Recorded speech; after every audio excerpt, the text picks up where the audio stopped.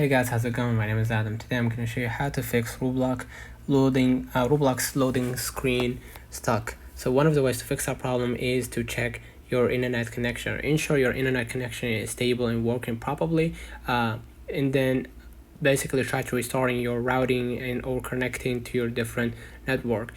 Second of all, restart your Roblox. Close Roblox completely and reopen it. Sometimes a simple restart can solve loading issues. Clear the Roblox cache. For the third step, on Windows you can clear the Roblox cache by going to users and then username, app data, local, and then Roblox, then deleting the contents of the versions folder. This will force Roblox to download a fresh copy of the game files. Fourth step, you need to update Roblox. Make sure that your Roblox client is up to date. This usually happens automatically, but you can also check for updates manually in the App Store if you are using a mobile device.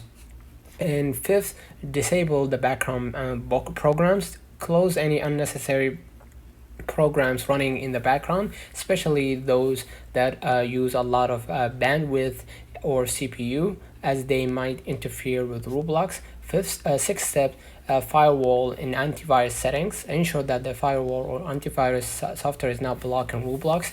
You may need to add Roblox as an exception. And then you're gonna reinstall the Roblox, and if all else fails, try uninstalling and then reinstalling Roblox.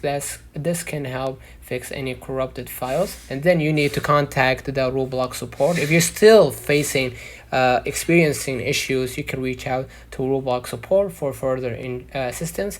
This may have more specific solutions based on your particular issue. These steps help you resolve the loading screen issue. So let me know in the comments if this video helped you.